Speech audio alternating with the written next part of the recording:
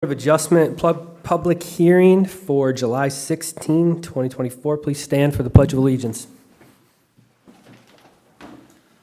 Pledge allegiance to the flag of the United States of America and to the republic for which it stands, one nation, under God, indivisible, with liberty and justice for all. Thank you. A few items to cover before we get started. Please sign in at the door if you have not already done so. There you will find a detailed handout of the step-by-step procedure we will follow tonight if you wish to take one. Please put any electronic devices on a silent mode at this time. Also, please note that all testimony is being recorded for the record. Members of the Board of Adjustment are appointed by the County Board of Commissioners with one member from each of the 5 commissioner districts. Land Services staff is here to assist the Board of Adjustments with its duties. The task of the board is to consider requests for variances and appeals from an order, requirement, or decision made by a county zoning official in accordance with state law and county ordinance. Each request is considered on its own merit. The burden of proving a practical difficulty rests with the applicant. If a variance is granted, it is granted to the land, not to the landowner. There's a protocol for how we proceed tonight. For each variance request on the agenda, we'll hear a staff report, testimony from the applicants, and the board will discuss and gather more information as needed. Next, I'll ask if there's anyone in the audience wishing to speak to the request. I will ask each party to come to the podium, state their name and address for the record, and give their testimony. Please be as factual as possible and direct all statements and questions to me. After all testimony is complete, I will close the public hearing portion of the process. The board will then review and discuss the case in terms of our finding of fact criteria as required by Minnesota statute and county ordinance. We'll have a series of votes, discuss whether conditions be made, and have a final motion to approve or deny the request based on those findings. After this final vote on your request, you may leave if you wish. We have 4 agenda items tonight, and first on the agenda is Natalie MacArthur of 4934 380th Street, Motley, Minnesota, 56466, application for a variance to place a septic system within the setback to a structure in Motley Township. Miss Amy with the staff report. First, if you'd want to, we have Ms. MacArthur online, if you want to have her state her name for the record. Oh, there we go. Natalie, how's the sound? Natalie MacArthur. Okay. Good to go. Thank you. All right, so again, this is a variance to encroach on a building setback with a septic system. This is located in section 22 of Motley Township. The ordinance reference for this request is 1301.34. That requires a 20-foot setback from structures with a septic system. Here is a plat map of Motley Township, and here's the location of the parcel. And then here is the variance request received from the applicant. And then this is a drawing by the septic designer. Here's an aerial photograph of the property outlined in blue, and then here's some oblique imagery of the property as well. And then here are a couple of photos taken at the site visit.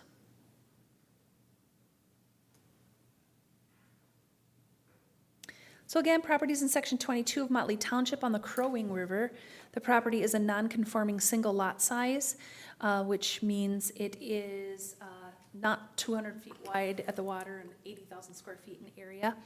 It's 280 feet wide and 19,991 square feet.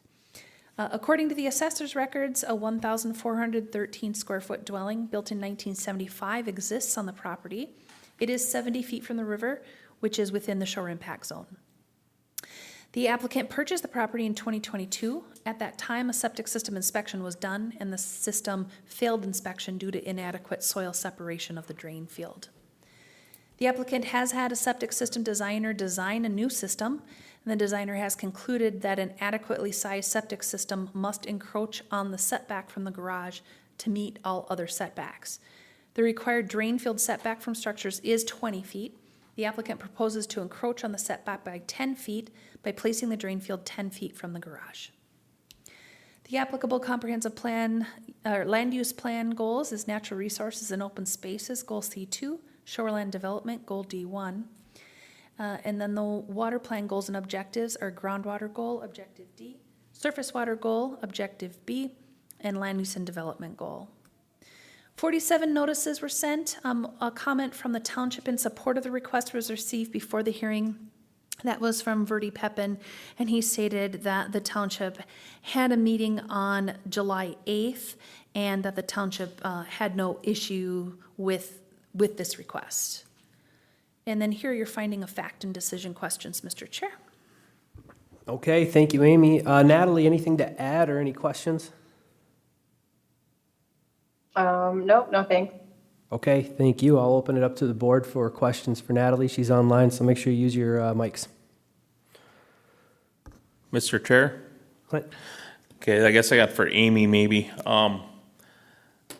The 20-foot setback from structures, is that kind of a state that we follow, or is that something that the county put together? Or is that just recommendations from the state and that's what we adopted? The 20-foot setback is found in Minnesota Rule 7080. Okay. Then my second part of this question, maybe you don't know the answer, but I'm gonna ask. So what is their reasoning for that? Just to help us understand why it's 20 feet away. Reasoning is so you don't compromise the integrity of the building, so you can get all the way around the drain field to properly maintain it. And so it's really to protect the integrity of the septic system and then also the integrity of the building, and then to be able to access all sides of that drain field without obstruction. Okay, thank you. That's all I had, Mr. Chair. Thank you, Clint. Mr. Chair? Brent? This question is probably for Natalie. Hopefully you can hear the question. Maybe two parts to the question. First, the septic that was in there, was that just a gravity feed going out there to the location in front of the garage? And secondly, the garage, is that a floating slab or is that a foundation? Do you know? This is Doug MacArthur, Nittany president. Can probably answer this better. Boy, we've got a crazy echo. The septic system, as I understand it, is a mound system. The garage, which we're trying to approach in less than 20 feet from, is a slab on grade. Okay, just to clarify, you said that it's an existing mound that's there now? It's in a different location though.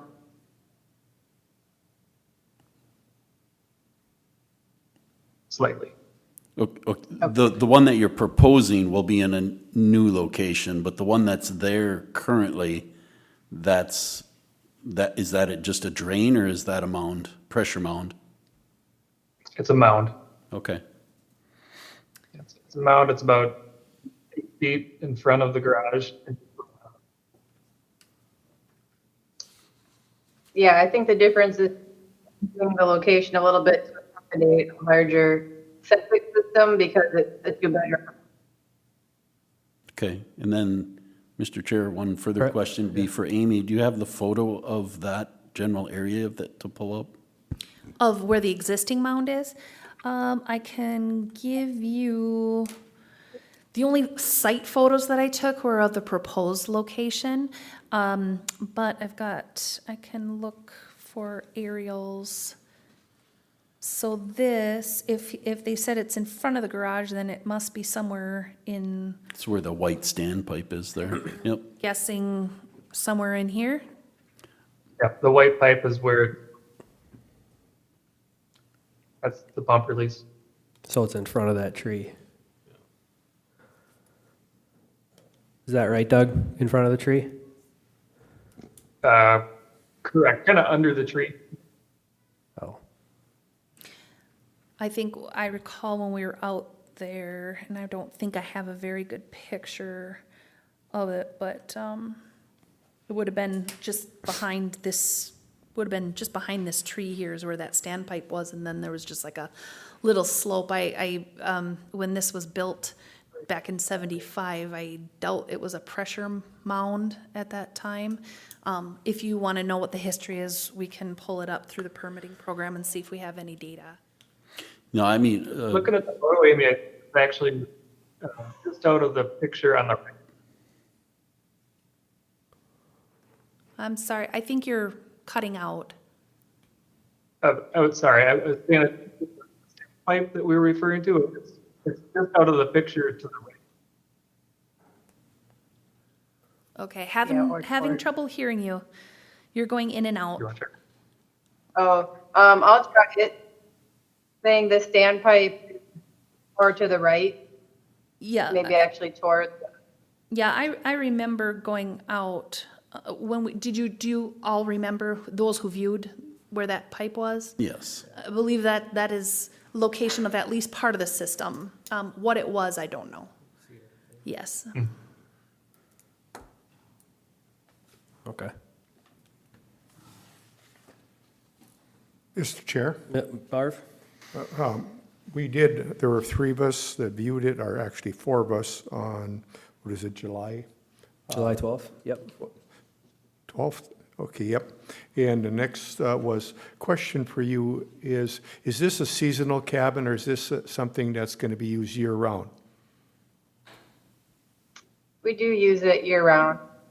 Okay, because there was some discussion about holding tank versus a complete septic.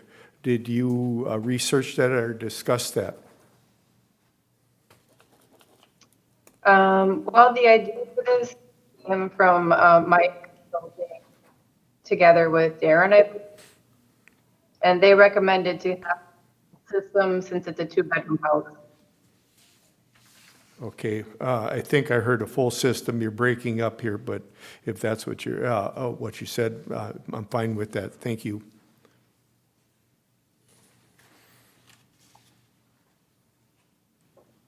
Anything else from the board That members? was the recommendation to us to accommodate the 2-bedroom house. I didn't catch that. Can you say that one more time, please? Yeah, that was, they recommended that because of it being 2 bedrooms. Okay. Thank you. Mr. Chair? Brett? Maybe to be more clear, it is designed to be a full year-round house. The person who lived there before us, that was her only home. So maybe that gives some, shed some light on the question about the whole tank versus the full septic. Can I, Mr. Chair? Yeah. Can I suggest something? To give us maybe a little more bandwidth, can you maybe try turning off your video? And then we might be able to hear you. Sometimes that's all it takes. Okay. Okay. Yes, we were just saying that it was previously used full round as a primary residence. And it was Darren and Mike that recommended that we get the full system because of it being a 2-bedroom house. Okay. Thank you. Mr. Chair? Yep, Brett? No question, but just maybe a comment here. Looking at the existing layout there, the current one in the site sketch, or not the site sketch for the proposed is very similar to what's currently out there, and encroaching on that garage, being the garage is not a foundation garage, it's a floating slab garage, and addressing some of the concerns why we have 20-foot setbacks. I don't see there being a great issue with a 10-foot setback encroachment there. Thank you, Brett. Okay, any other questions, comments, members? We'll move to the section of the meeting tonight where we go to the public. Anybody wishing to speak on this, please go to the podium, state your name and address for the record, and state your facts. Any public comment? Any public comment? Any public comment? We will close this section of the meeting to the public.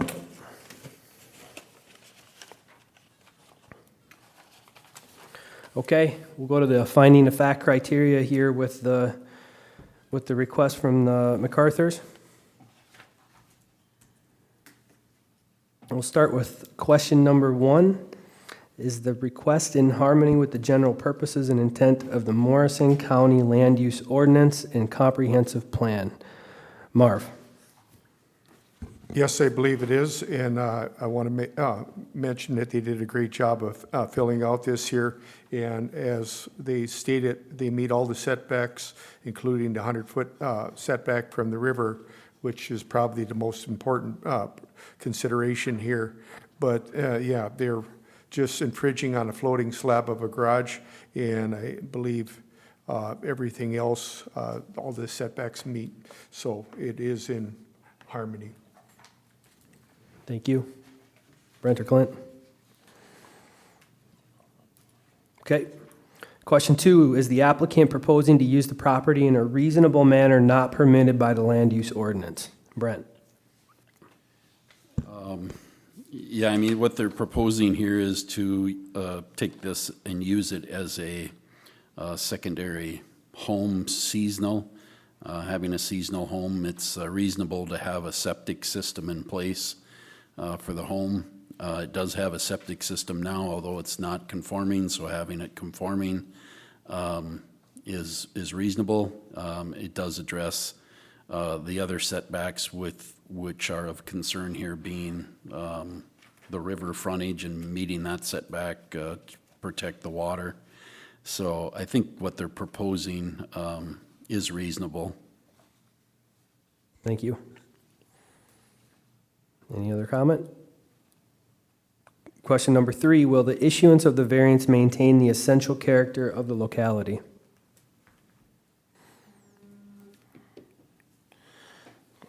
Clint? Yes, I believe when we look at this, there's a few factors here, and one is that, I think that we need to have a sewer system there, and then when we look at where it could fit, it's either you're going to infringe on the river or infringe on the road right away, or you're going to intrude on the structures that are there, and I think if we would put this any closer to the river or any closer to the road, it would not maintain the essential character. But I believe by tucking it in and having it close and having, I think it's the least intrusive for the whole area as far as for the essential character and all that, where their proposal is. So I would say this will, if this would get issued, it would maintain the essential character because of the placement of it. Thank you, Clint. Any other comment? Okay, question 4, is the alleged practical difficulty due to circumstances unique to the property? I think the applicants answered this in their application about as accurate as you can get it. And just to reiterate what's been said already, you're either infringing on the property line or the garage or the water or the road right away. And you had a septic designer out there who knows more about septics than probably the rest of us. So that's a big sign off in as you're reviewing everything that they put in. So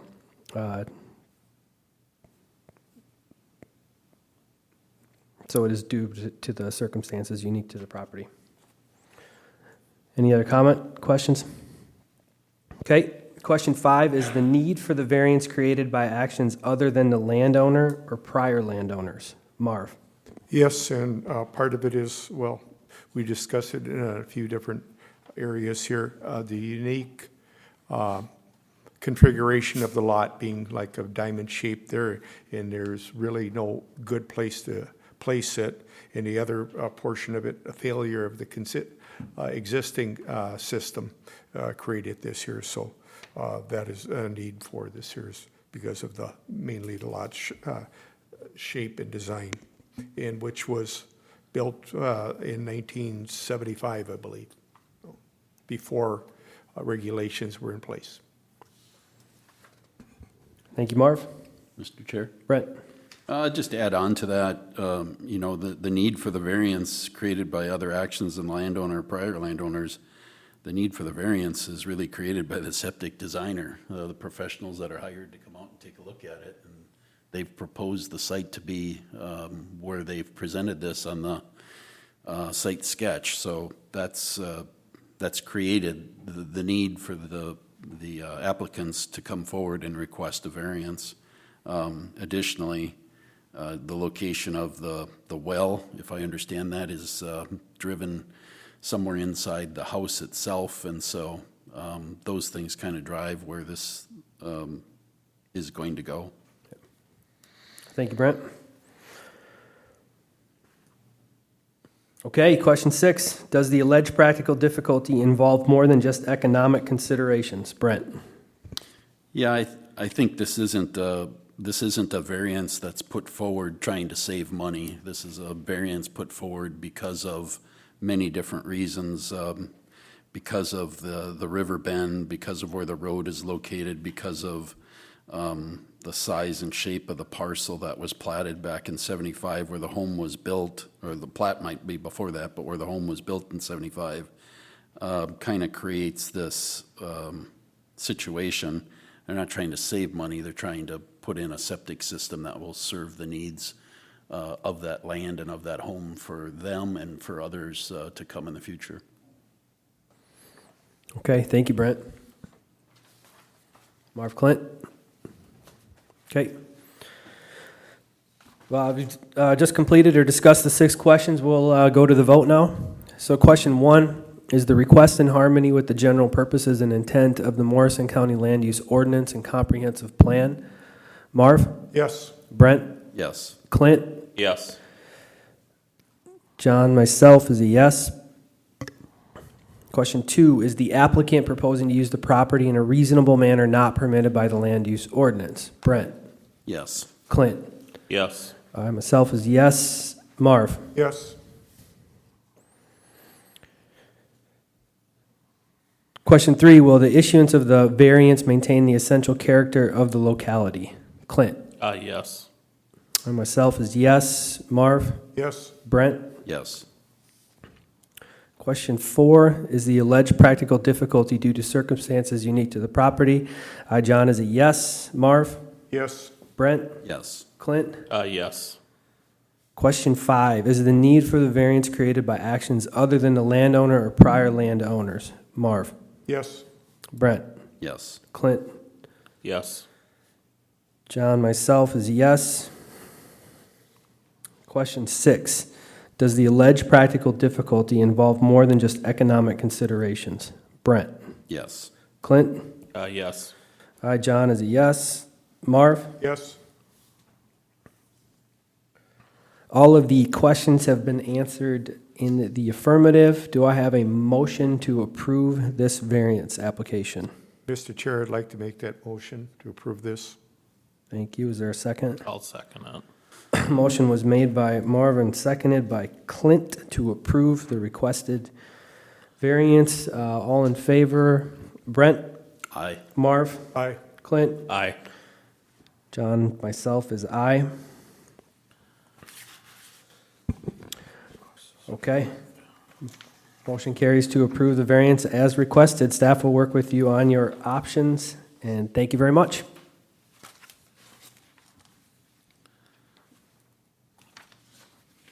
Thank you. Thank you. Have a great night. You too. You too.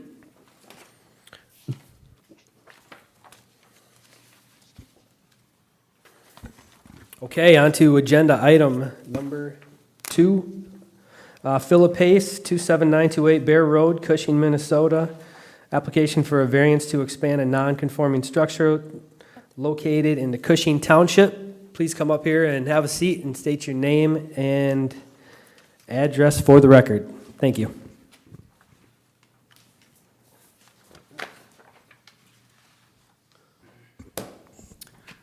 Philip Haas, address 27928 Bear Road in Cushing, Minnesota. Thank you. Staff report? Yes, Mr. Chair. Thank you, ma'am. Again, this is a variance to expand a non-conforming structure located in Section 14 of Cushing Township. The ordinance reference for this request is 1103.1, which requires a 75-foot setback from protected wetlands. Here's a plat map of Cushing Township, and the red dot is the location of the parcel. And then here's the variance request received from the applicant. And a site drawing also provided by the applicant. And then the impervious surface calculation and the stormwater protection plan, the shoreline assessment worksheet, and permanent stormwater plan. Here is a aerial photo of the property outlined in blue. And then here is some aerial imagery of the property as well. And then these photos were taken at the site viewing.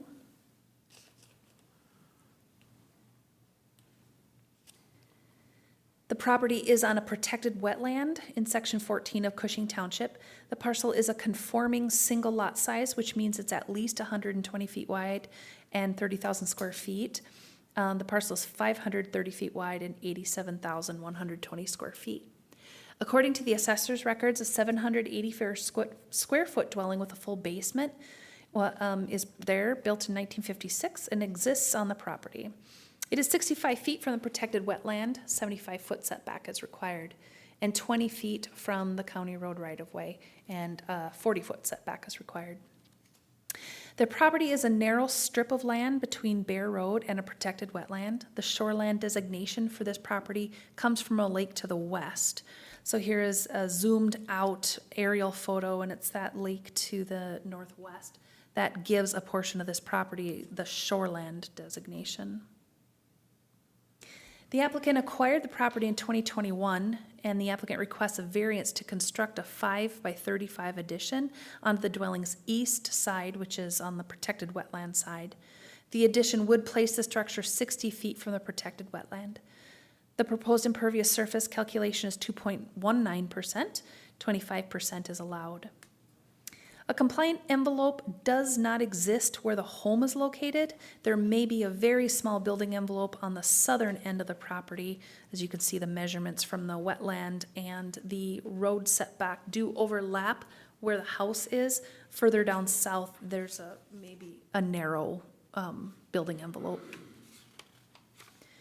Since this structure is on an extremely steep slope, Land Services staff would require the provisions within section 712 of the ordinance to be followed as a condition permitting if this variance is approved. The applicable comprehensive land use plan goals is natural resources and open spaces, goal C2, shoreline development, goal D1. And then the water plan goals and objectives is the surface water goal, objective B, land use and development goal, objectives B and D. 21 notices were sent regarding this item, and no comment was received before the hearing. And then here are finding of fact and decision questions, Mr. Chair. Thank you. How'd she do? Anything to add? Change? No, it sounds great. Perfect. Thank you. All right, I'll open up to the board here for questions and comments for Mr. Haas. Yes. All right. Mr. Chair? Yes. Philip, if you could just kind of explain to us why this has come about, why you need, I mean, you indicated to us on Friday that there was rotting of that wall that you needed to fix. Correct. Well, you're okay to fix it. Why is it that you need to add that five extra feet there? Maybe just let us know what that's about.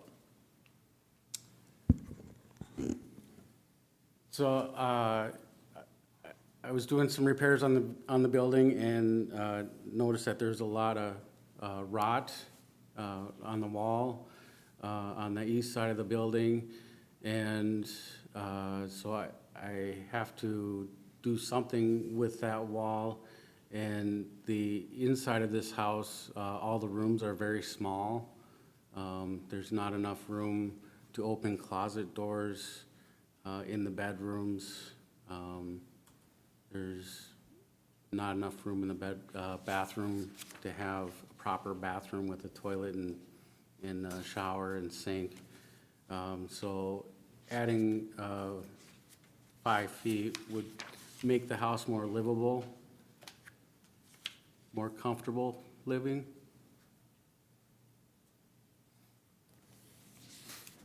And just to follow up on that, is the proposal that you've got in front of us here today going to help mitigate some of that wall rotting and/or tying into the roof differently, or something that's going to make it better structurally? Is that what your plan is? Yes, yeah, because right now it's not structurally good to have a rotten wall, so by doing the addition, I'd be able to have it more structurally sound. Okay, thank you.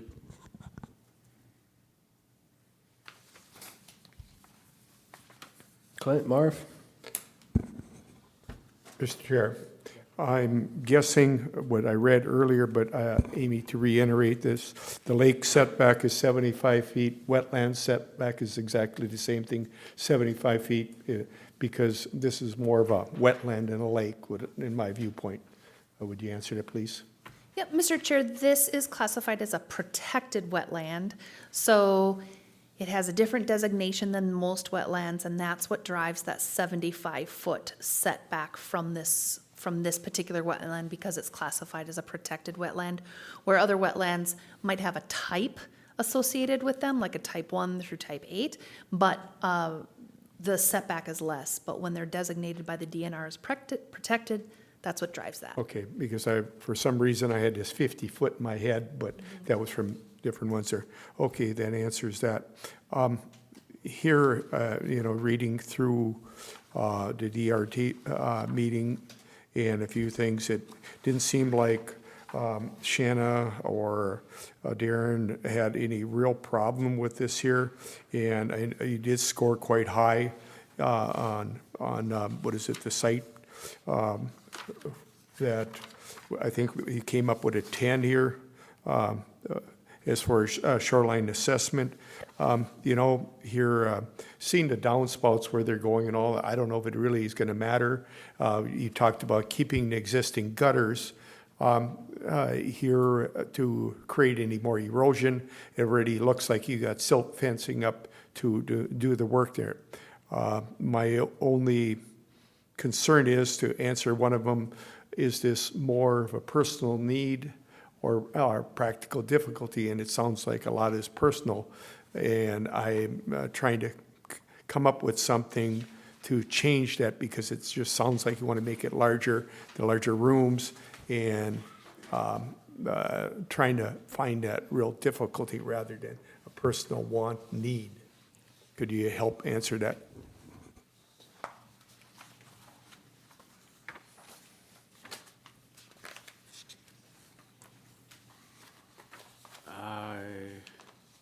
What do you mean by a practical difficulty?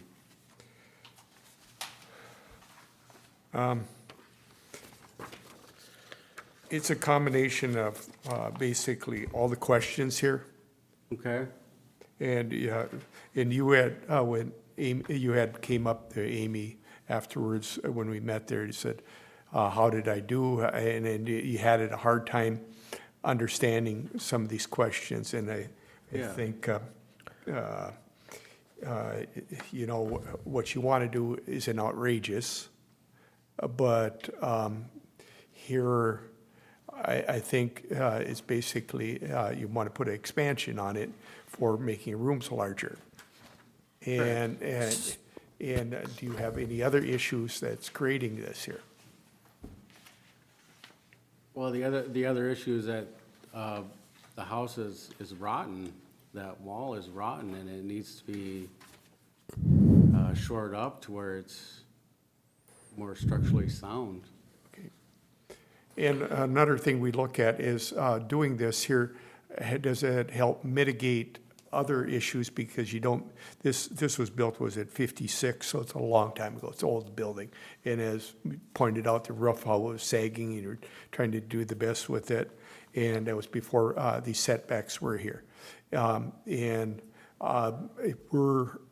After you're done with this, your intent was to put that grass sod were you going to plant some vegetation? What was your intent on that wetland area, towards the wetland? What was your intent with that dirt?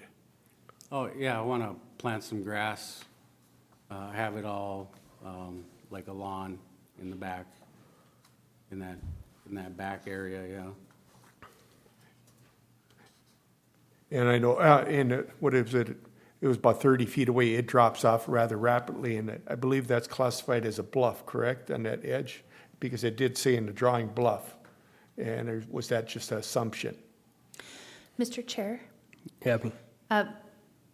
because the water body that it is draining towards is not a lake, it doesn't meet the definition of a bluff. But if that were a lake, absolutely it would be a bluff. Okay, because I Yeah. seen in the drawing, you probably could bring it back, and it was Yes. stated as a bluff in that. There's just Yes, like, and we didn't talk about that earlier, and it was a bit of concern because bluffs, Yes, it Watch. definitely has the rise above the ordinary high, and it has the percent slope for a bluff, but because it does not drain towards a lake, okay, then it's not a bluff. So it's kind of an interesting thing, but we still have requirements for working in steep slopes, regardless if it's considered a bluff or not, and we would be requiring those practices to be in place. okay. And another thing I would consider a condition that these gutters be placed back on it to prevent any further erosion, to divert water to go directly towards that edge. Got that? Thank you.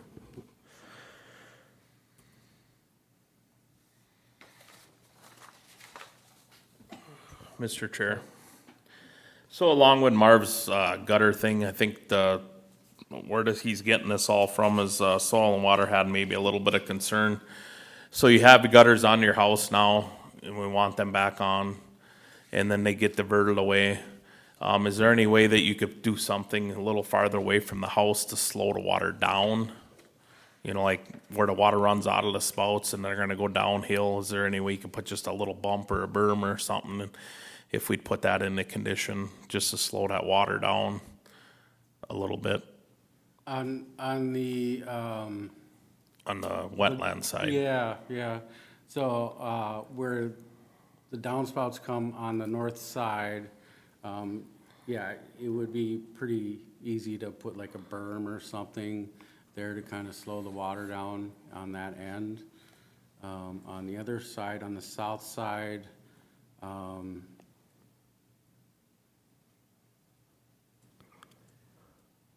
I think there could be something that could be put there. Or either change the direction and have it dump out towards the road. Then it's farther away and then it has to come back around, you know what I'm saying? Just so it gets slower before it goes down that hill. Okay, So we'll just put that in the condition that you should do something to slow the water up. okay, You're fine with that? yeah, Okay. I can figure something out. Okay. Thank you.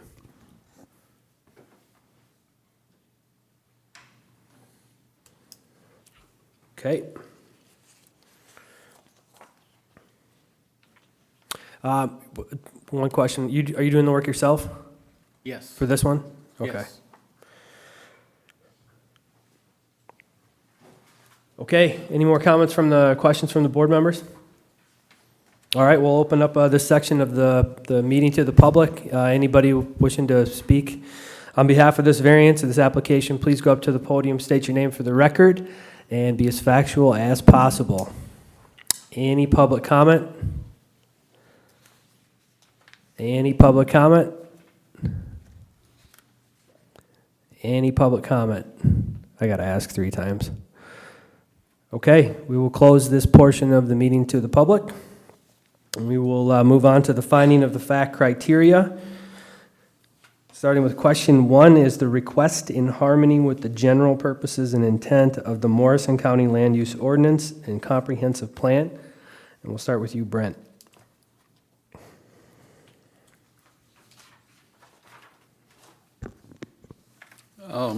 I think his request is in harmony with the comprehensive plan. He's trying to repair his home and also trying to address another issue with that.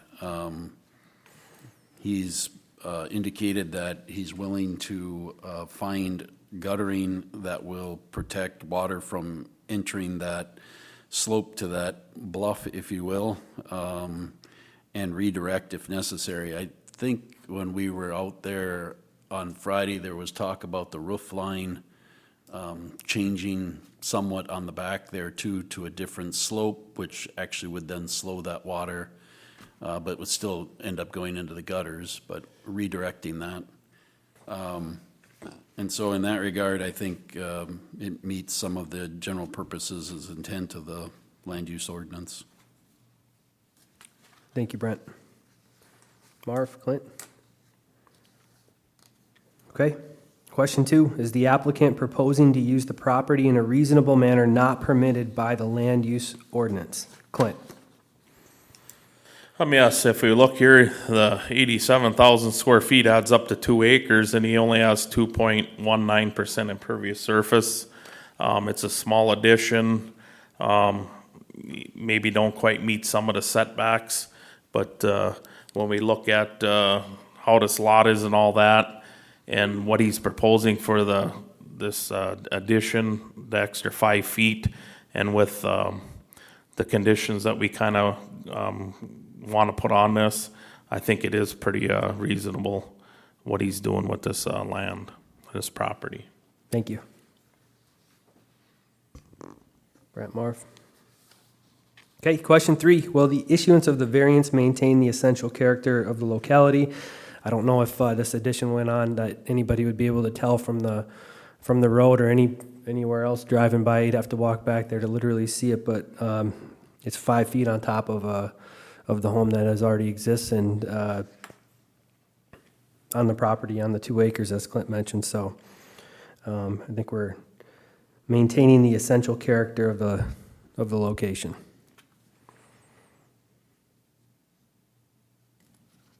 Okay. Question 4, is the alleged practical difficulty due to circumstances unique to the property? Marv? Yes, I believe it is, with a few things that were stated, that he had a wall that's deteriorated to the point it needs to be repaired, but then looking back at, he really doesn't have a building envelope here with all the setbacks that are there. This building was placed back in, was it 1956, and as Clint stated earlier, you have 87,000 square feet.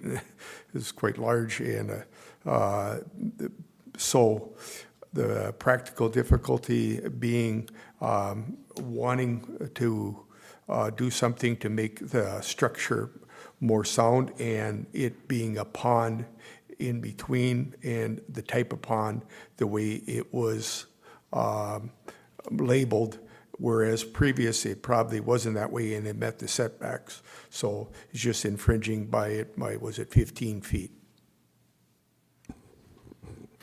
Thank you, Marv. Okay, question 5, is the need for the variance created by actions other than the landowner or prior landowners? Brent? The need for the variance maybe is created by the rotten wall, one, although that could probably be repaired without the variance, but due to the age of the dwelling being built in 1956, in order to address the usefulness of the home, anything in it, changing of that structure is going to require a variance, and so that drives the need to have a variance. He really can't do anything without a variance. The setbacks from the road and the setbacks from the protected wetland overlap, as we've heard, so basically there is no building envelope to do anything there without a variance. So just the placement of that home drives anything that you do, and I hope the applicant understands this. There isn't anything you can really do there without a variance. Thank you. Actually, Marv. Okay, question 6, does the alleged practical difficulty involve more than just economic considerations? Clint? Yes, it does. Pretty much everything we talked about on this application, you could throw into this answer. But the one I'd probably drive home is, it's 2 acres of land with basically no impervious surface at 2.19%. And you don't have a building envelope. We have a lot of properties that we can't find a building envelope on, but here we got a 2-acre parcel. And he's just trying to do something to fix the house, modernize it, which anybody would want to do. I know we talked a little earlier, some personal needs and things like that, but there ain't one person on earth that don't want to have a bathroom with a toilet and then a different bathroom with a shower. You want them together, right? So it's a lot of practicality also. So I guess the point I just drive home is, it's 2 acres of land with no building envelope and 2% impervious surface. We put some conditions on. That's kind of my answer to that. Okay. Thank you, Clint.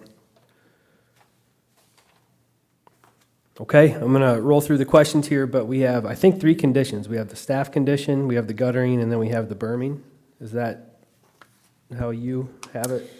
So, Mr. Chair, what I have is, one condition would be gutter the home and direct the water away from the steep slope.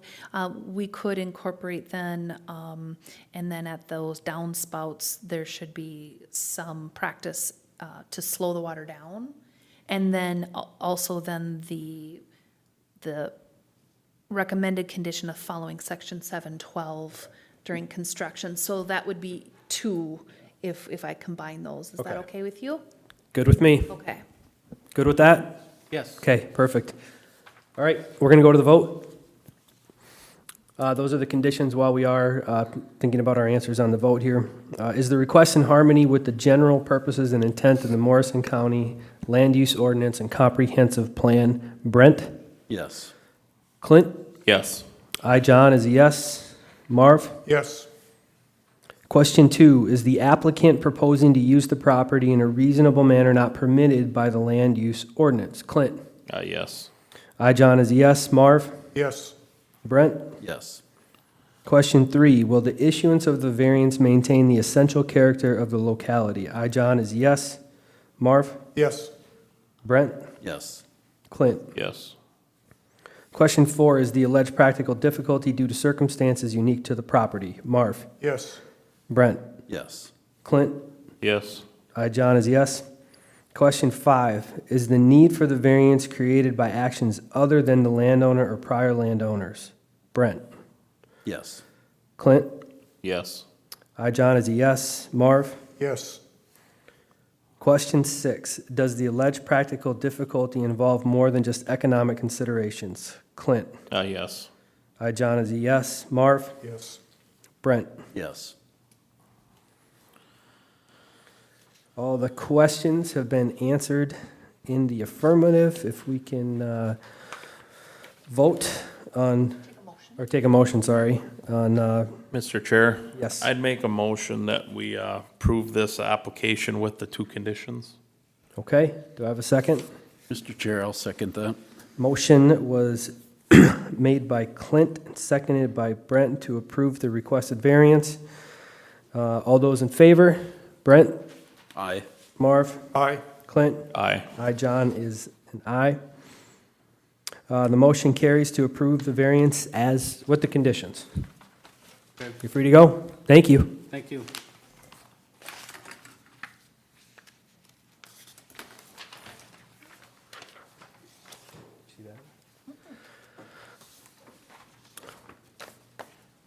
Okay, moving on to agenda item number 3. Peter Ratka, 38298 48th Street, Foley, Minnesota, application for a variance to develop a Tier 1 feedlot within the setback to a dwelling located in Lakin Township. Have a seat at one of the mics and state your name, and I think I did your address, so just your name for the record. My name's Peter Radka. Okay. Thank you. Staff report? Yes, All right. Mr. Chair. All right, again, this is a variance request to expand to a Tier 1 feedlot within setback to a non-feedlot residence located in Section 32 of Lakin Township. The ordinance reference for this request is 1208.1, and that requires a 660-foot setback from non-feedlot residences. Here's a plat map of Lakin Township, and the red dot is the location of the parcel. And then here's the variance request received from the applicant. And then an aerial photograph of the property.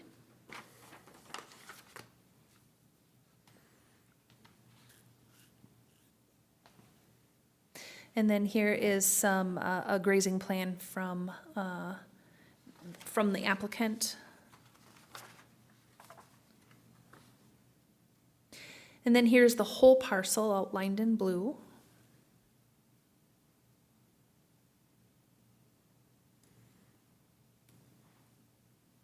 And here are some plans from the stacking slab that was installed.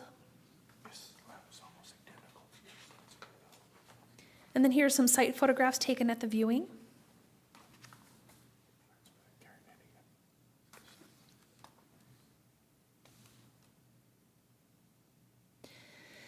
The 85.49 acre properties in Section 32 of Lakin Township. A small-scale cow-calf feedlot exists on the property.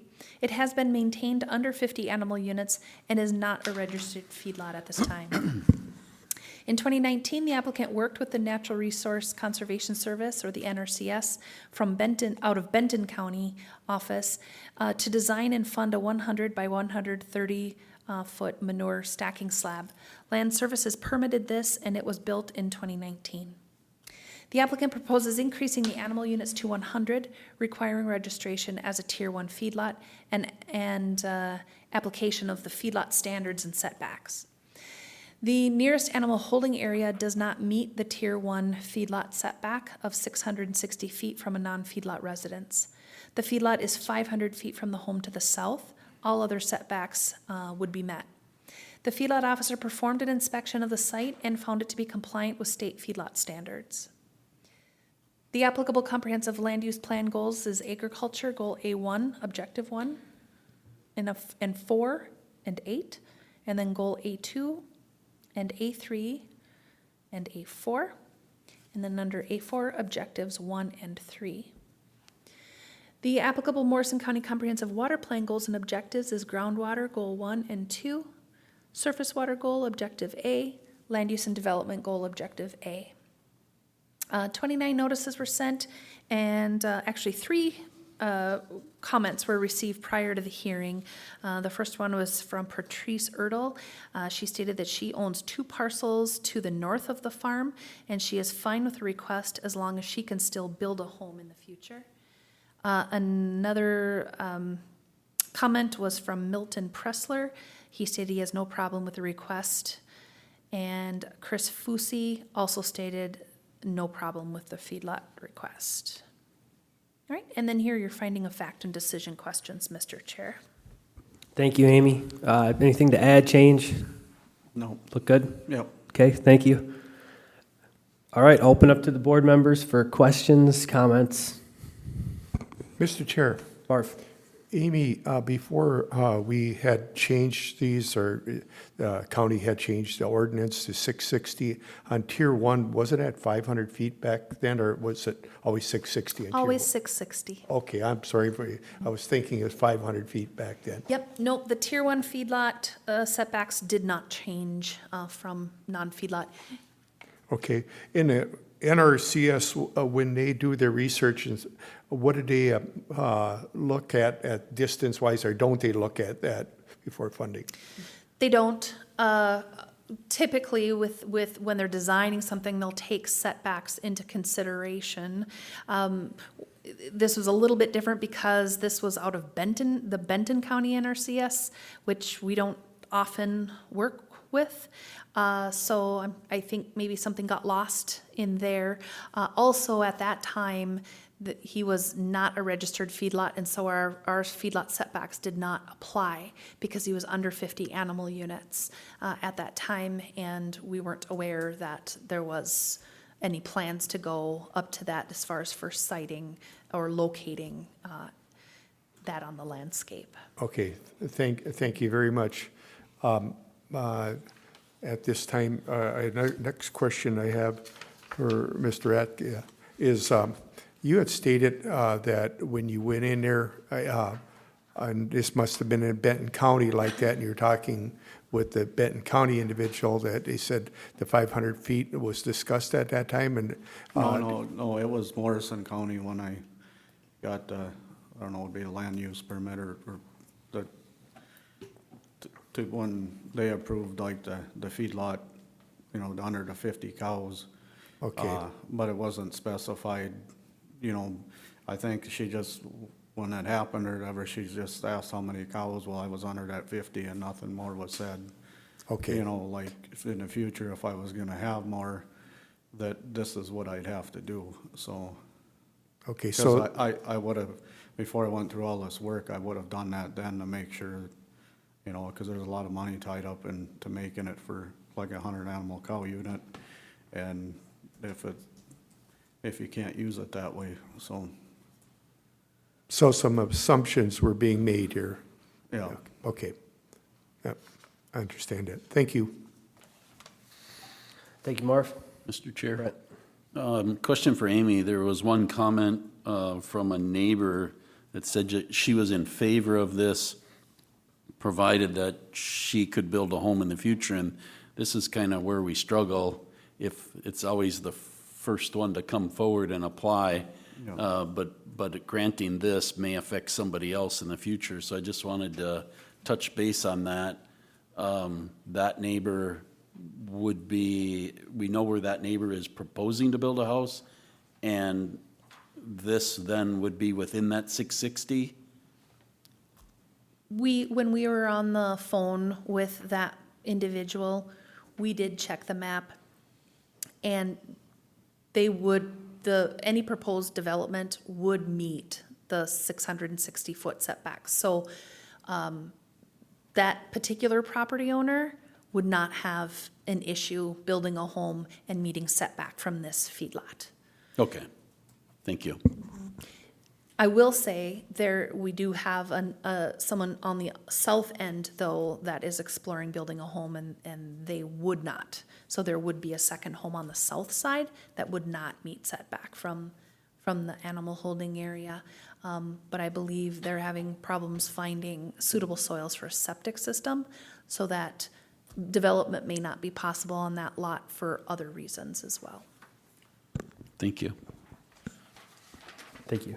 Mr. Chair, Marv. so there was some discussion about your neighbor that you would be infringing on that was 500 feet away. Is that person here to make comment, or do you have a Yes. letter? Okay, so then and when it comes to public comment at that time, okay, that answers that. Thank you. Yep. Mr. Chair, Clint? I got a comment before we go down this rabbit hole. So you guys all know my view. Goal A1, ensure that the county provides and protects areas most suitable for strong and stable agriculture industry, including but not limited to crop production, animal husbandry, dairy and meat production, pasture land, or other similar uses. Objective 1, ensure that the county policies and ordinances do not restrict farming practices except as necessary to ensure compliance with law to protect public health and safety. I don't see anything here that affects public health and safety.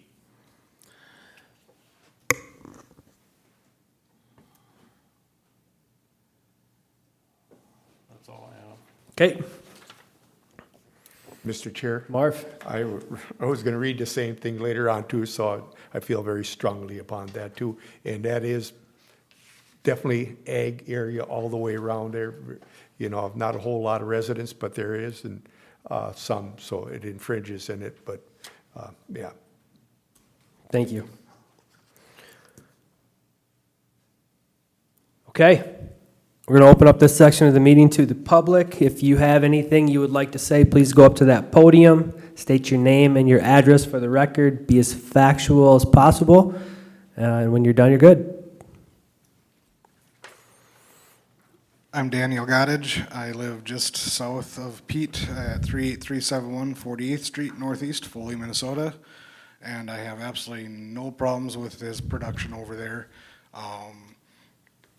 Probably one of the cleanest farms I see around. I don't have any issues with it at all, and I'm okay with anything he does there.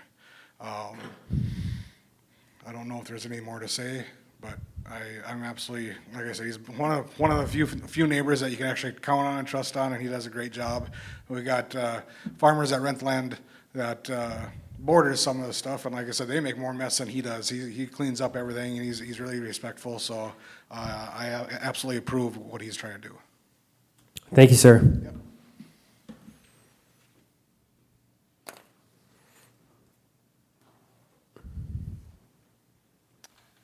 Jed Fusi, 38122 48th Street, Foley. His neighbor directly to the west. Anything I've ever done or seen him do or he's helped out other people doing, it's always getting the permit up to code, doing things properly. The way the farm's taken care of, I have no issue with this going through. I'd approve it. Thank you, sir.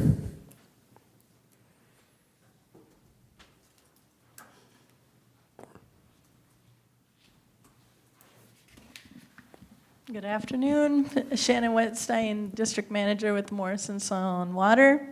Good to see you guys. I just wanted to comment on a few things related to this request and speak in support of the variance. So you heard about the NRCS design that was done and then didn't meet the setback. Sometimes I think when the engineers are working on something, they're going back and forth with the landowner and they're looking for the best possible site, best possible conditions, outcomes for that site. And because they cover so many counties, that can happen. We work hard to make sure that doesn't happen so that Amy doesn't have a headache later, but occasionally it does happen. So the site was designed really well. I was out there during construction and have seen it since. But essentially this was an existing farm. It's been around for a long time. The way Pete is operating it now is about the best possible outcome I can imagine out in a pretty tough landscape with as much water as they have out in Lincoln Township. He's preventing any dirty water runoff, making sure the clean water runoff is going where it needs to be. He also has a rotational grazing system that's been designed and he's following, that was that NRCS put together. He's doing cover crops on almost all of his acres, and that's holding soil in place as well. And because of all the things he's doing, he's a certified Minnesota Ag Water Quality certified producer for the state of Minnesota. So again, I just want to come and speak on behalf. I knew there would be some questions about the design and what happened there, so I wanted to be here if there were any questions on that. So I appreciate you asking those questions. And we apologize for that. We're working with Amy to make sure that doesn't happen in the future. But yeah, Pete slipped through the cracks, not for any fault of his own, but through our pigeonhole of trying to make a site, a tough site work that is gonna protect the water quality there. So thank you. Thanks, Shannon.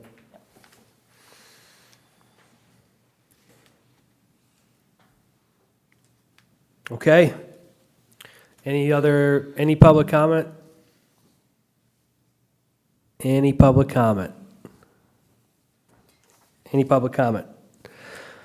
We will close this section of the hearing to, or meeting to the public at this time, and we will move to the finding of fact criteria.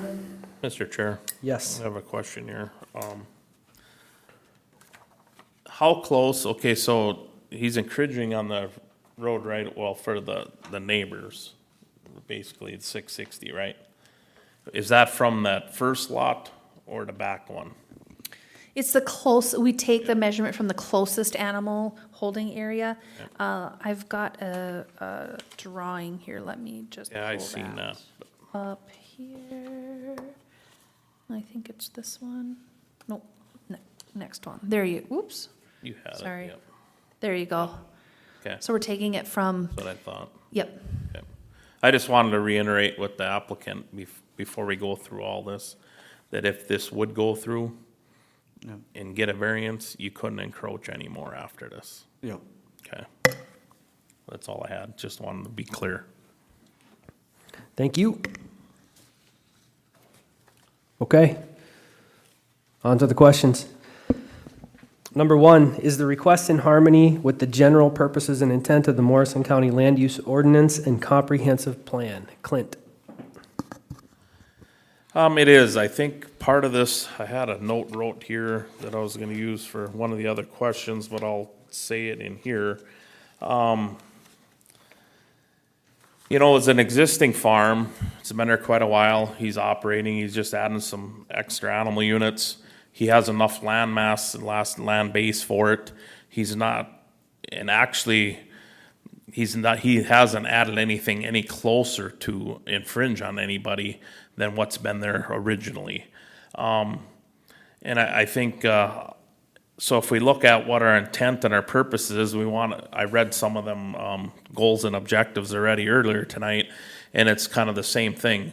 We want to make this agriculture area viable and sustainable for agricultural practices above all, and, you know, we do want to mix, we want to have it so that housing can be out there also, but I think the ag should take the precedence, and I think part of the equation that's missing here that makes it difficult for this question, I think, and a couple of the other ones, is our system's missing a piece. When they don't have a feedlot permit and then they go and get a feedlot permit, I think there's a gap in the system, and I don't think there's enough communications from non-county agencies with the county agencies, and I think it really puts us in a difficult spot. But I think what we're looking at tonight and looking at all them pieces, I will say I believe it is in harmony with the general purpose and intent of the county when we do them things. That's kind of my answer. It's a lot of words, but that's my answer. Thank you. Mr. Chair, Marv. I think it's also important is he went through, soil and water, and has their support, has had, the blessing, or what his distinguished, water rating, I can't remember the wording on that. 29 notices were sent, and 5 were in support of it, no objections. So this all aligns with the county ordinance, in my opinion. Thank you, Marv. Question 2. Is the applicant proposing to use the property in a reasonable manner not permitted by the land use ordinance? I'll take this one. We did hear from, obviously, the staff report, the goals that Clint had read off, the neighbors, and how he takes care of the land and how he takes care of the surrounding properties at this point too, as well as soil and water. So all of that input is not only appreciated, but it's in support of how this property is being used in that reasonable manner. Anybody else? Okay, question 3. Will the issuance of the variance maintain the essential character of the locality? Marv. Absolutely, no changes really will be made other than a few more animals on the site. And it's ag area, surrounded by ag all over it, so no changes. Thank you, Marv. Question 4, is the alleged practical difficulty due to circumstances unique to the property? Brent. I think there's a lot of uniqueness to this. One, you've got an existing farm of 85 plus acres. It is an existing farm. They've worked with NRCS to get ready for the future. Not quite communicating maybe properly with all agencies involved, but the uniqueness to this is that it's an 85-acre property and an existing farm, but doesn't meet the setback to move to a Tier 1. So that setback of 660 is met by 500, so there's 160 feet, if I understand this right, that would be encroaching there. And so it definitely is unique to the property and an existing farm within Morrison County. Thank you, Brent. Okay, question 5. Is the need for the variance created by actions other than the landowner or prior landowners? Clint? Yes, I'm gonna use parts of Peter's own description of his actual practical difficulty in that, he's had a feedlot here before and had some animals in it, all the structures there, the lots, the buildings, all them things, but he didn't have to have a feedlot permit because he didn't have enough animals. And I think that's where I kind of alluded before. I think we have a misstep in here somewhere, that now that he wants to go up and be viable, he has a farm big enough to sustain this and have a feedlot permit to have more animals. And now all of his existing stuff prior to getting a feedlot permit don't meet setbacks. And it's not just about economics, which we're going to come to in the next question, but there ain't anybody that's going to want to abandon anything that you worked for his life and who was there before him to do that. So I don't really know how I answer this. I would say yes, but I don't know how to word that right. That I think it's just the circumstances, I think, from going from a non-feedlot permitted farm to a permitted one. I think that's what created a lot of this. We could make up stuff and say that the neighbor that moved across the road, or they put this lot here or that lot there. It's just it's one of them things. So I think there is other things created here other than him or just the prior landowners. That's it. Right. Mr. Chair? Brent?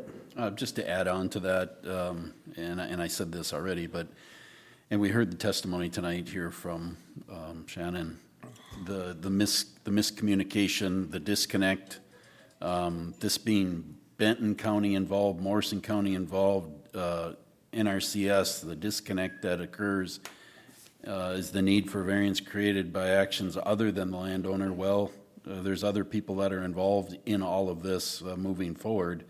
And then maybe the not understanding of the animal units at the time of the proposal being under 50 with the future being more than that, maybe not being asked or not being provided, all played into that. So is it actions other than the landowner or prior landowners? I think it possibly is. Thank you, Brent. Question 6, does the alleged practical difficulty involve more than just economic considerations? I think that's been hammered home here with the last few comments, but you're going through all the right places, you're working with the right people, the right agencies. Yeah, some miscommunication here and there, but for the most part, this is gonna probably cost you as much to continue to operate as it would be from a return perspective. So, yeah, and then finding the right design and putting it in the right place and having all of that come together along with the way that you have to invest for this. Yeah, there's a lot more going on here than just the money piece. Okay, that completes the questions. We're going to go to a vote. Just one thing quick, Mr. Chair. Just want to clarify. Sammy, what I alluded to earlier, that if this would pass, he can't encroach anymore. That don't have to be a condition. That's just part of it, right? Yeah, that's. Okay. I just want to be clear. Okay. Good? Yeah. Okay, thanks. Question Question 1, is the request in harmony with the general purposes and intent of the Morrison County Land Use Ordinance and Comprehensive Plan? Clint? Yes. John is a yes. Marv? Yes. Brent? Yes. Question 2, is the applicant proposing to use the property in a reasonable manner not permitted by the Land Use Ordinance? John is yes. Marv? Yes. Brent? Yes. Clint? Yes. Question 3, will the issuance of the variance maintain the essential character of the locality? Marv? Yes. Brent? Yes. Clint? Yes. John is a yes. Question 4, is the alleged practical difficulty due to circumstances unique to the property? Brent? Yes. Clint? Yes. John is a yes. Marv? Yes. Question 5, is the need for the variance created by actions other than the landowners or prior landowners? Clint? Yes.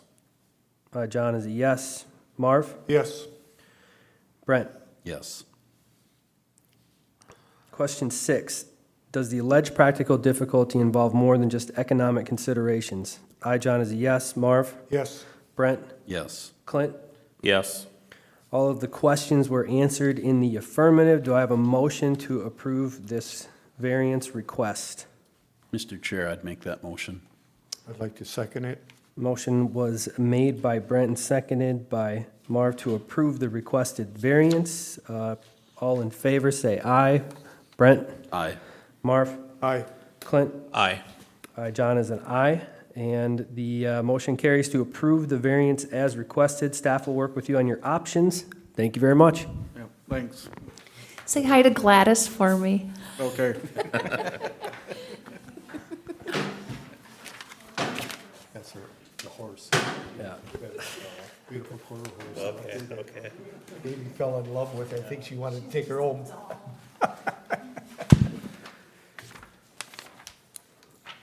Okay, our final agenda item tonight is the Julie Lanners Revoc Trust, I hope I pronounced that right, application for a variance to place a feedlot structure within the setback to the right-of-way, Bellevue Township. If you can come up and have a seat and state your name for the, name and address for the record, please. Roger Lanners, 18576 83rd Street, Royalton. Thank you. And just the name, no address. Julie Lanners. Thank you. Staff report? Yes. All right. Mr. Chair, again, this is a variance request to construct a dairy steer barn within setback to a road right-of-way. This is located in Section 12 of Bellevue Township. The ordinance reference for this request is 1209.1, and that requires a 200-foot setback from road right-of-way for Tier 3 facilities. Here's a plat map of Bellevue Township, and the red dot is the location of the parcel. And then here's the variance request received from the applicant. And then here is a site drawing also provided by the applicant. And then here is the easement from the pipeline. Here's an aerial photograph of the property outlined in blue, and then some oblique imagery of the farm. And here's some site photographs taken at the site viewing.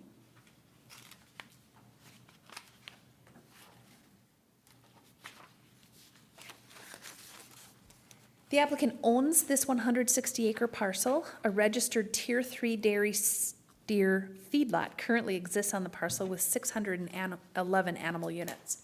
The applicant is working with the Natural Resource Conservation Service, or the NRCS, to close the open dirt lot and construct a new barn to house the cattle. No increase in animal units is proposed. And so here's a drawing of, or the aerial photograph of the lot that is planned to be abandoned, and then that proposed barn location. 3 crude oil pipelines run through the property. The pipeline company requires a 75-foot setback, pushing any proposed development into the property's southwest corner. The applicant requests a variance to encroach 50 feet into the 200-foot setback from the county road right-of-way with from the right-of-way setback with the new barn. And the feedlot officer did perform a feedlot inspection and review. And then here is his summary of that, which also was included in your packet.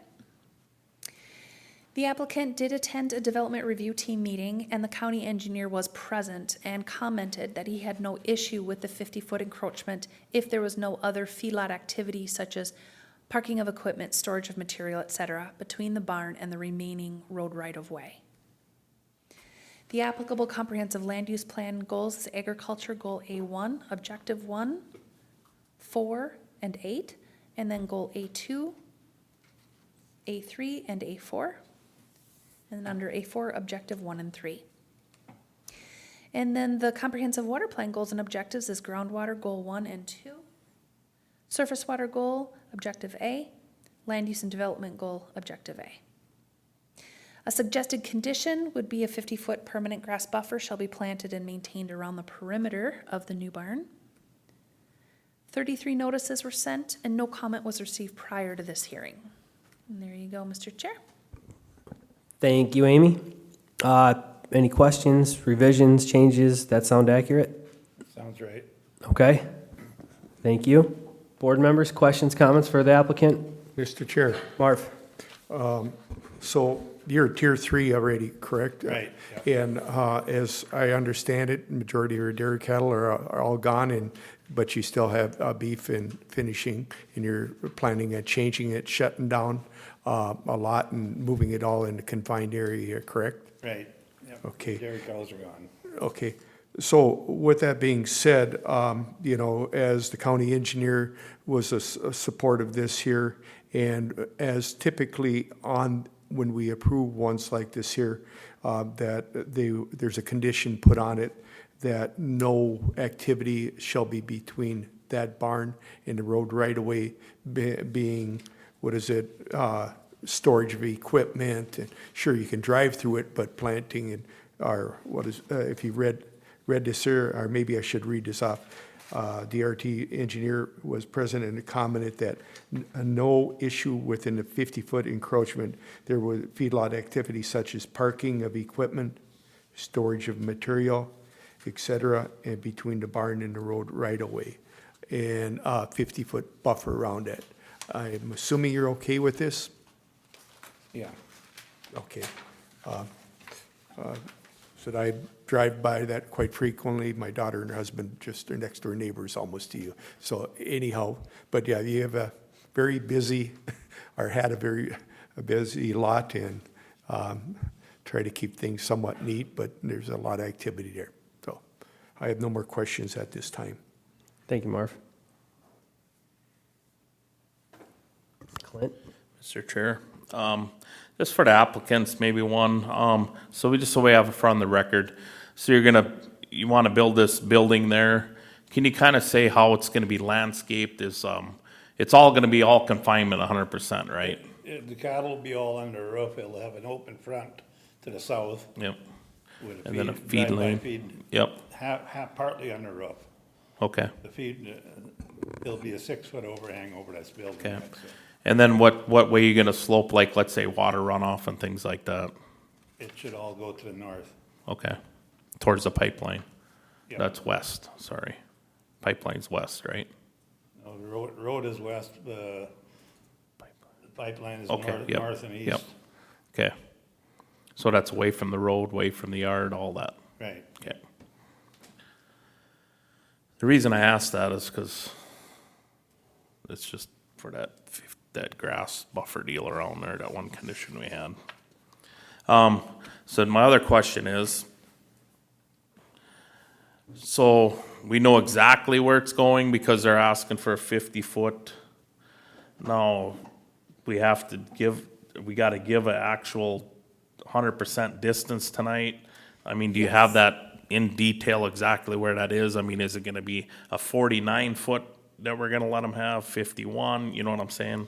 Yeah, so the variance request is for a 50-foot encroachment, so it'd be, he's proposing to be 150 feet from the road right-of-way. So when we field check the setback of that permit, he'll be staking, which he already has the stakes Oh, when the corn comes off, it'll be a little easier to Right. see them. But then that will be field checked, and that's where we would have the county stake their right of way, and we would be taking those measurements from that and ensure that that 150 feet is met. Okay. The county did put their right of way in, and where the flag is set is at 150 feet. Okay. And then it gives you plenty of room for error. It gives us 2 feet. Oh. That's a lot of room for error. Inches is what I worry about. That's why I asked the question, because, We're 77 feet from the pipeline, so we possibly could okay, move, but all depending how far back. yep, We need 50 feet. okay. That satisfies me. I just wanted to make sure. Okay.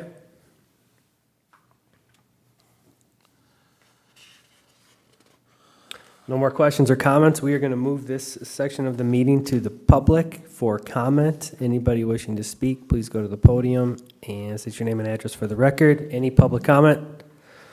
Any public comment? Any public comment? We will close this section of the meeting to the public.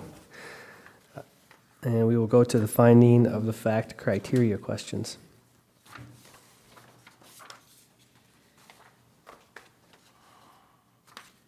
Question 1 is the request in harmony with the general purposes and intent of the Morrison County Land Use Ordinance and Comprehensive Plan. Yes, the answer to that is all of the goals are listed in the application at this time, and we've already worked with the county engineers and as well as the dirt meeting to mark those places with no feedback, no comments. So at this time, everything as planned is in harmony with the ordinance and Morrison County Land Use Ordinance and Comprehensive Plan. Mr. Chair? Yep, Marv? I'd like to make a couple more comments on it. 33 notices were sent, no negative remarks on it. County engineer okay with the conditions we had put on it. So with all these here, it falls and aligns with county ordinance. Thank you, Marv. Question 2, is the applicant proposing to use the property in a reasonable manner not permitted by the land use ordinance? Marv? I believe he is. You're pinched through an area that a pipeline is not allowing him to go back any further, and where it's placed is basically on that farm, probably the best. Otherwise, it would go into the field more so, and we do not want to lose any more good ag land, which they do have some really good ag land near that. So I feel it's a very reasonable matter. And also closing down open lot to have a confined and controlled lot, I feel it falls more so in line with county ordinance. Thank you, Marv. Okay, question 3, will the issuance of the variance maintain the essential character of the locality? Brent? Yeah, I think so. This is zoned agricultural. It's an existing Tier 3. It's going to continue to be utilized for a farm, not just for the present time being, but well into the future, I'm sure. So maintaining the essential character of the locality, it's ag use in ag land, and it'll continue to be that for some time. Thank you, Brent. Question 4, is the alleged practical difficulty due to circumstances unique to the property? Clint? I believe it is. The applicant did a good job in answering that, to put the building anywhere else on that side of the pipeline. They have to stay 75 feet away from that. That crunches them in with the road and everything else. So I think that's the biggest part of it. Then when we look at other things like, okay, we could say you could build on the other side of the pipeline. You can't get water lines over there because of the pipeline. The other thing is, it's probably not a practical difficulty, but it's definitely a step up and upgrade to this farm to do away with the open lot and put in a confinement barn. So we could say, well, you don't need a confinement barn, you could just leave the open lot, you don't need this variance. I think that would be a lot more injustice to the county than allowing this barn. So, I think with all them things, it's just, there is a practical difficulty in there, and it's the pipeline's the biggest thing, and then the other factors. Thank you, Clint. Question 5, is the need for the variance created by actions other than the landowner or prior land owners? Well, you didn't put the pipeline in, so that one's pretty cut and dry. Question 6, does the alleged practical difficulty involve more than just economic considerations? Marv? I believe so. I believe they're going through the steps needed, getting the variance. Obviously, a huge expense to build this barn. They're not cheap, but what they're going to be doing is shutting down a dirt lot, prevent erosion, and putting that into grass. So much more than just economic considerations here. They're looking at the environment too. Thank you, Marv. Any other further questions, comments? Okay, we'll wrap up the questions part of this, and we will go to the vote, and we have a condition with a 50-foot grass buffer and no parking of vehicles or storage of materials between the barn and the road right-of-way. good with that? Okay. Question 1, is the... Just for the record, though, I can build a machine shed 40 feet from the road right away, but I can't park a damn truck there overnight.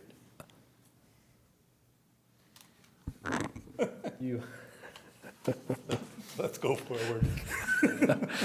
We're going to go to the questions now. Thank you. It's on record and recorded. Is the request in harmony with the general purposes and intent of the Morrison County Land Use Ordinance and Comprehensive Plan? I, John, yes. Marv? Yes. Brent? Yes. Clint? Yes. Question 2, is the applicant proposing to use the property in a reasonable manner not permitted by the Land Use Ordinance? Marv? Yes. Brent? Yes. Clint? Yes. I, John, is yes. Question 3, will the issuance of the variance maintain the essential character of the locality? Brent? Yes. Clint? Yes. I, John, is yes. Marv? Yes. Question 4, is the alleged practical difficulty due to circumstances unique to the property? Yes. I, John, is yes. Marv? Yes. Brent? Yes. Question 5, is the need for the variance created by actions other than the landowner or prior landowners? I, John, is yes. Marv? Yes. Brent? Yes. Clint? Yes. Does the alleged practical difficulty involve more than just economic considerations? Marv? Yes. Brent? Yes. Clint? Yes. I, John, is yes. All the questions have been answered in the affirmative. Do I have a motion to approve this variance with the conditions as requested? Mr. Chair, I'd make that motion. Thank you, Brent. And I'd second that. Motion was made by Brent and seconded by Clint. All those in favor say aye. Brent? Aye. Marv? Aye. Clint? Aye. Aye, John is aye. Motion carries to approve the variance as requested. Staff will work with you on your options, and thank you very much. Thank you.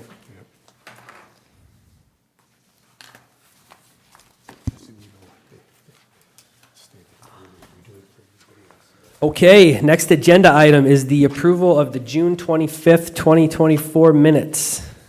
Any comment, questions? Mr. Chair, Clint? I make a motion that we approve them. Okay, I second it. we have a motion and a second in. All in favor, say aye. Aye.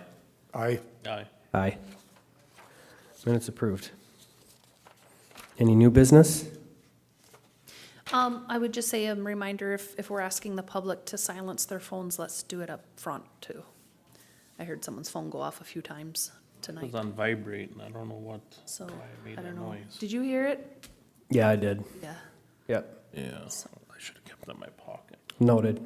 I'll interrupt the meeting on the next one and Publicly shamed. publicly, let the public know to silence their Good, phones. because I usually don't set it there. I put it in my pocket and then you don't hear it vibrate. They would really been mad if it did elk bugle. I heard like beeping and Oh, that wasn't mine. chirping Mine and vibrated. stuff. It was beeping. Yeah, that wasn't mine then. That's enough. That was out there then.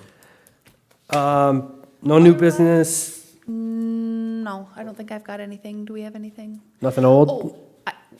Old business, we did roll out that new variance application. So we had our development review team meeting on Monday. And so anyone that that attends any meeting moving forward, they must use the new application. I was working with an applicant.